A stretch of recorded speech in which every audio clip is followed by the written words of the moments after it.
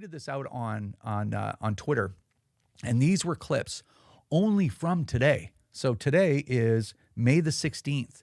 There was a debate for third reading in the House on Bill C-21, and this is just from today. Anyway, I'm just going to show you the clip, and then we'll talk about it after.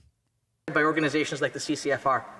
Mr. Speaker, the gun lobby is similar to the United States. The Canadian gun lobby is the gun lobby. And very gun lobby events, they've been funded. Mr. Speaker, it's disgraceful to be using that NRA-style rhetoric. That we remember something that the CCFR probably... that NRA style of politics has no from the gun lobby. On the back of the gun lobby meant that the gun lobby has... But nonetheless, the Firearms Association of Canada showed up in my riding, as they did many other ridings in the 21 election, started dropping off these pamphlets at doors that looked an awful lot like the pamphlets that we were already delivering, literally copying the Prime Minister's stock photo, putting the Liberal red on it, writing on it, "Meet your Liberal team," with a QR code to get right to the website. And by the way, that website is still up right now.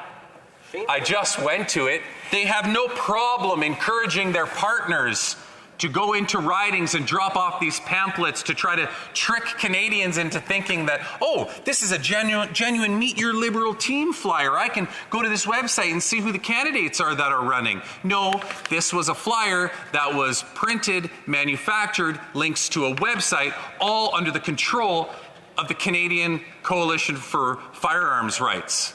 Isn't that something, right? That was just, all those clips were from, I didn't even get all the clips from today, right? I only have so much time to do it. And I think the most efficient way for me to convey at least one of the thoughts that I had about this video and about what all went down today, and they're talking about living rent-free inside their heads, you know, this thing about the CCFR, is I tweeted that video because I made it, and I tweeted it, and I'm just going to read you the tweet, and that's probably the most efficient way to deal with this. So here it goes. Doing the work that we do isn't comfortable.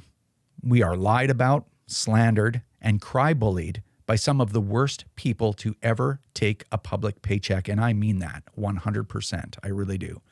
The upside is we are a going concern for this hopelessly corrupt Liberal Party and their supporters, the Bloc Québécois and the NDP. These clips are all from today, as I mentioned, and they ain't seen nothing yet, and they haven't. You know, it's one of the points I like to make is, and I said I wouldn't beat up on Mark Gerretsen. Obviously, you just take one look at him, listen to him talk, how he processes information. He's got challenges, and you know what? Good for him. You know, he's making big money. He's in charge of stuff. I think if Mark can do it, anyone can. It shows that there's hope for us all. So good for you, Mark. And I think beating up on him is just politically incorrect because of his challenges, right? But you know what? I will say one thing, which is kind of funny. A couple things really, is he's jumping up and down. He's like, and we discovered basically, right? It's like, and you know who's behind this pamphlet and the website's the Canadian Coalition for Firearm Rights, right? It's like, well, congratulations, Mark. You broke this case wide open. It's like written right here on the back of the frickin' thing. And if you go to the website, our name is on it. It's the law. It was election advertising, right? So, and the website's still up. It's like, yeah, no kidding, man. Wait till you see the new one. If you didn't like this brochure, it's going to be twice as many pages because you guys have been up to so much, tomfoolery and skullduggery that it's going to be twice as thick, and the website's going to be twice as big next time. And we're going to distribute it probably 2 or 3 times as many households across the country because we know how to do it now. It's going to be even worse next time. So anyway, nobody tell him that he didn't crack this case wide open, because I think he deserves a little bit of happiness and kind of boost his confidence a little bit. So anyway, I think one of the things that I thought was the most just the funniest, just interesting, I think, in a human zoo kind of way, was what he was outraged about the most is that we had dared to campaign against him and the Liberals. Like, how dare you campaign against us when we are walking towards Parliament Hill, basically? Who are you to get in our way, right?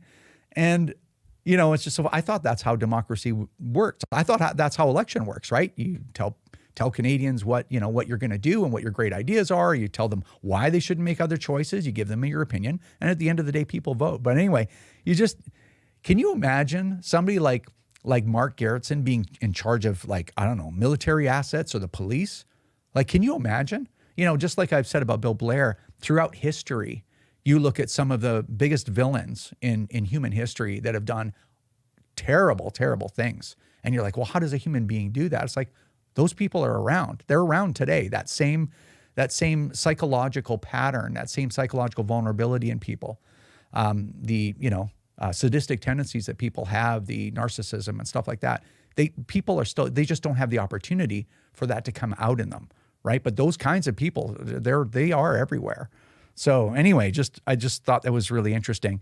The only other thing I want to mention is that it is difficult to do this job. It's difficult to be lied about and have something that you did turn into something it wasn't, and then that lie broadcast across all mainstream media and television and news and stuff like that. Like, that's difficult stuff to live with every day.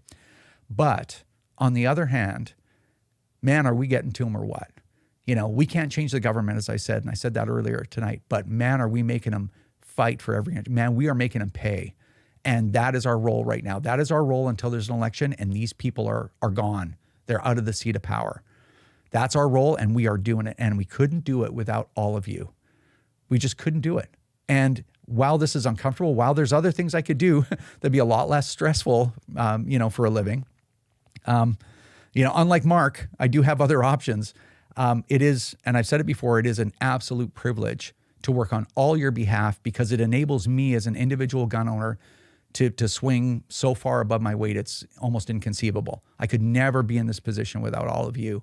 And so it's my pleasure to be serving all of you and smoking these people in the face and making them think, when there's an election called, all this stuff that you saw today in that clip, that's all going to be running around in these people's minds.